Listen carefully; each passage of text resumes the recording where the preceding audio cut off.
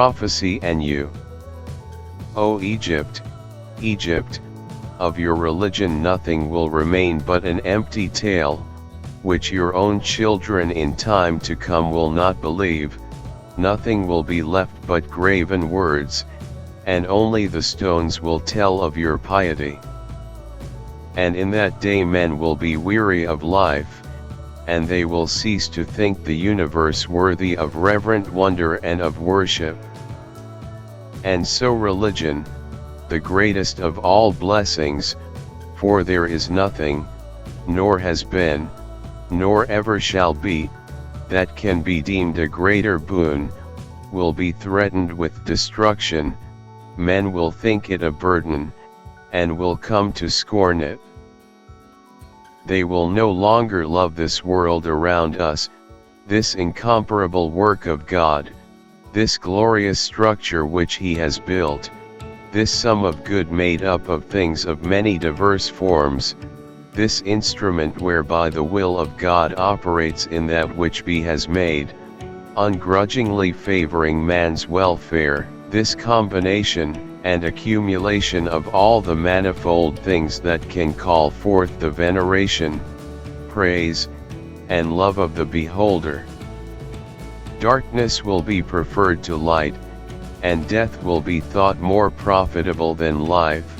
No one will raise his eyes to heaven, the loyal reverent will be deemed insane, and the irreverent wise, the madman will be thought a brave man, and the wicked will be esteemed as good.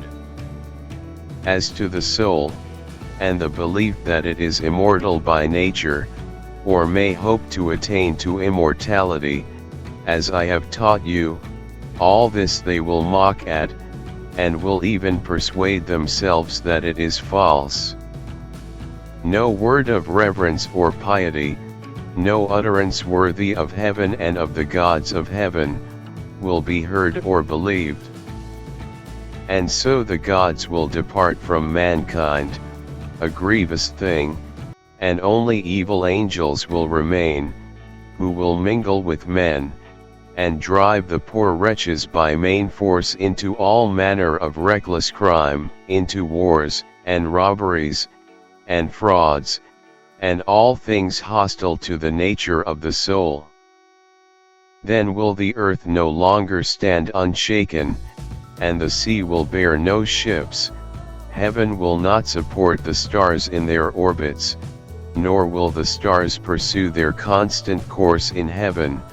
All voices of the gods will of necessity be silenced and dumb, the fruits of the earth will rot, the soil will turn barren, and the very air will sicken in sullen stagnation. After this manner will old age come upon the world. Religion will be no more, all things will be disordered and awry, all good will disappear. But when all this has befallen, then the Master and Father, God, the first before all, the Maker of that God who first came into being, will look on that which has come to pass, and will stay the disorder by the counter-working of His will, which is the good. He will call back to the right path those who have gone astray, He will cleanse the world from evil, now washing it away with water floods, now burning it out with fiercest fire, or again expelling it by war and pestilence.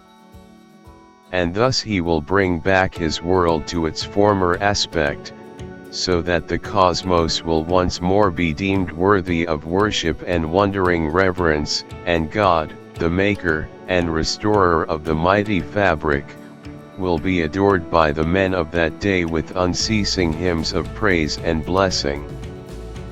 Such is the new birth of the cosmos, it is a making again of all things good, a holy and awe-striking restoration of all nature, and it is wrought in the process of time by the eternal will of God. For God's will has no beginning, it is ever the same, and as it now is, even so it has ever been, without beginning. for it is the very being of God to purpose good.